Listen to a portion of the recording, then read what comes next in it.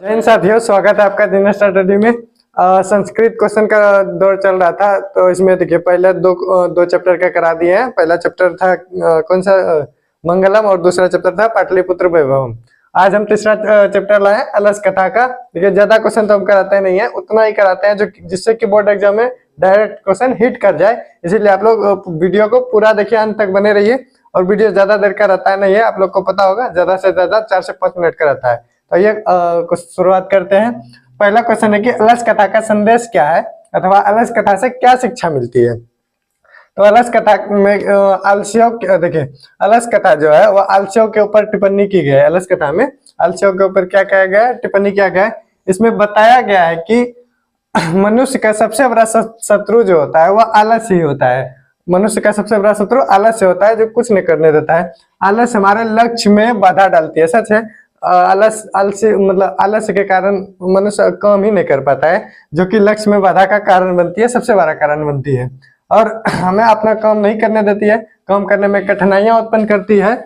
और आलस्य के कारण जीवन में अनेक कठिनाइयों का सामना करना पड़ता है। आलस्यों को अनेक कठिनाइयों का सामना करना पड़ता है, जिसका वह समाधान खुद से नहीं कर पाता है, उसे दूसरे पर निर्भर रहना पड़ जाता है आलस्यों को। यह सब आलस्य के कारण ही होता है। इसी आलस्य के कारण जीवन में अनेक कठिनाइयों का सामना करना पड़ता है। अतः हमें आलस्य को त्याग कर आगे बढ़ना चाहिए, आलस्य को त्याग देना चाहिए। आलस्य हमारे बहुत सारे कामों में बाधा बनता है। यही सब अलस कथा में यही बताया गया है, यही शिक्षा दी गई है।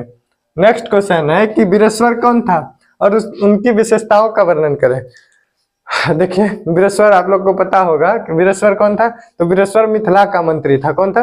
मिथिला का मंत्री था। और उनकी उनका विशेषता क्या था, उनका स्वभाव कैसा था? तो वे स्वभाव से दयालु थे, दानशील थे, दयावान थे, तथा वे प्रतिदिन गरीबों को भोजन कराया करते थे। और गरीबों को पूरा भोजन कराते थे जितना कि उन्हें आवश्यकता होती थी, तथा जरूरतमंदों की मदद किया करते थे। और जरूरतमंदों की भी मदद क्या करते थे, आलसियों के लिए भी अलसशाला खोल के रखे थे। कौन? तो मंत्री वीरेश्वर। ठीक है, इतना लिखना है, 2 नंबर का आता है। और अगला क्वेश्चन है कि अलसशाला में आग क्यों लगाई गई। अलसशाला में आग आलसियों की पहचान करने के लिए लगाया गया था। किस लिए लगाया गया था? आलसियों की पहचान करने के लिए। अलसशाला में कई धूर्त आलसी घुस गए थे। जब चैप्टर आप लोग पढ़े होंगे तो उसमें बताया गया होगा कि अलसशाला में कई धूर्त आलसी घुस गए थे, जिसके कारण वहां का जो खर्च था, व्यय था, वो बढ़ गया था, जिससे कि व्यवस्थापक लोग परेशान हो गए। तो उन्होंने एक दिमाग लगाया कि क्या किया जाए, कैसे आलसियों का पहचान किया जाए। तो उनकी परीक्षा लेने के लिए अलसशाला में आग लगा दी गई। ये लिखा है कि कई धूर्त आलसी घुस गए थे, जिससे अलसशाला का व्यय बढ़ गया था। जिससे कि अलसशाला के व्यवस्थापकों ने आलसियों की पहचान के लिए अलसशाला में आग लगाने को सोचा, उनकी परीक्षा लेने को सोचा। आप अगर यहाँ क्वेश्चन ये भी आ जाए कि अलसशाला में आलसियों की परीक्षा क्यों, या फिर आलसियों की व्यवस्थापकों ने आलसियों की परीक्षा क्यों ली, तो आप लोग उसमें भी सेम क्वेश्चन, सेम आंसर रख सकते हैं। दोनों क्वेश्चन लगभग सेम ही है। ये जो तीनों क्वेश्चन है बार बार यहीं से घुमा फिरा के पूछता है, कभी ये कभी ये कभी है। और देखिए ज्यादातर ईयर में यहाँ से अलस कथा से 2 क्वेश्चन पूछा जाता है। और अभी आप लोग को पता है कि 16 नंबर 16 क्वेश्चन पूछा जाता है, जिसमें से कि 8 ही बनाना रहता है, क्योंकि 2 गुना है। तो क्या पता दो क्वेश्चन यहीं से आ जाए, 2 गुना 4 नंबर।